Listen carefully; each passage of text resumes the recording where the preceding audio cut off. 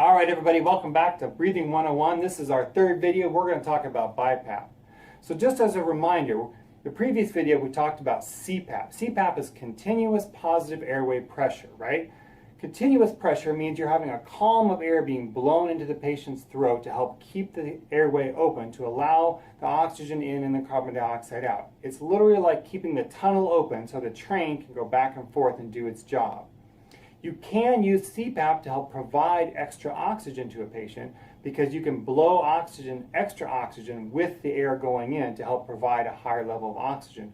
Or you can just use CPAP with plain air alone just to keep the airway open and let the patient breathe naturally. All right, so what's BiPAP? BiPAP is actually completely different. Even though it shares three of the same letters, BiPAP stands for bi-level positive airway pressure. And sometimes you'll hear it called NPPV. That stands for non-invasive positive pressure ventilation. And sometimes you'll hear a BiPAP referred to a vent to mask. And the reason is because a BiPAP really is the same technology, the same method, if you will, that we use when we put a patient on a ventilator to breathe for them in a life support situation. And that's how I really want you to think about BiPAP. It's life support. It just happens to be on a mask. The problem with breathing, remember back to the very beginning, we talked about the train going in, carbon dioxide out, breathe in, breathe out. Well, BiPAP addresses a different problem. It's not the oxygen going in, it's the carbon dioxide going out. People that have chronic lung disease often have what's called air trapping. It means that they can get air in just fine, but they can't get the bad air back out. If you've ever seen an end-stage COPD patient, they'll often sit with their arms on their legs. They'll do what's called pursed-lipped breathing. They'll purse their lips and they'll hunch over when they breathe. All of that is attempts at their body to help get rid of that air. They're trying to breathe out better than they are actually breathe in. It's because they've destroyed so much of their lung tissue that the air can't get back out once it gets in there. Imagine our train taking oxygen in, but every time it leaves, it doesn't take all the carbon dioxide back out. It only takes part of it out and it leaves some of it there. After a while, there's so much carbon dioxide build up in their lungs that there's not any room for the new oxygen that comes in. That's what's happening in people that need BiPAP, is that they're trapping bad air in their lungs, and the good air that comes in doesn't do them any good. So what BiPAP does, it has two levels, bi-level.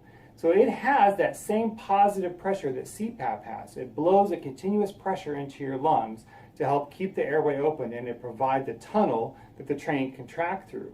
But then on top of that, it has a second layer, a higher level of flow that pushes air in with pressure and force. So that when you breathe, it actually forces air into your lungs. That forced air causes your lungs to expand. It causes your chest cavity to expand.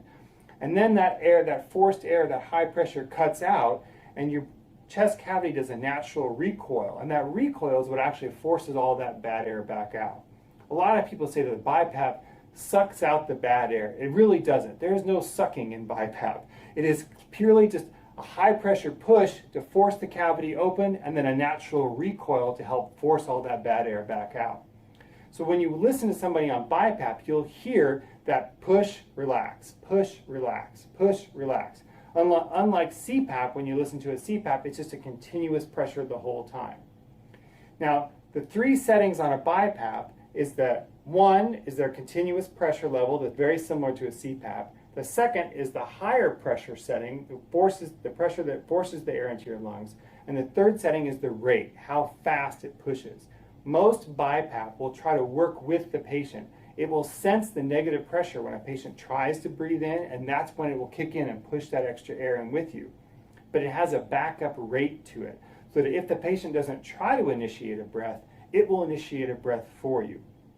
If that rate is set high enough, it will basically force you to breathe 18, 20, 22 times a minute, whatever you set it for.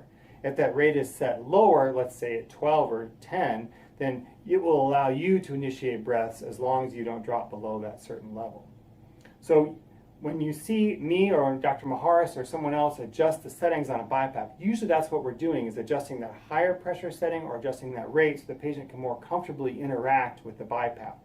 Unlike a CPAP, which is just one pressure, you put it on, it stays on the whole time, BiPAP requires a little bit of the patient interacting with it, and it requires them getting used to it. Now, a lot of people are not instantly comfortable with that because, again, it forces you to kind of work with the machine and to breathe with the machine in a coordinated fashion.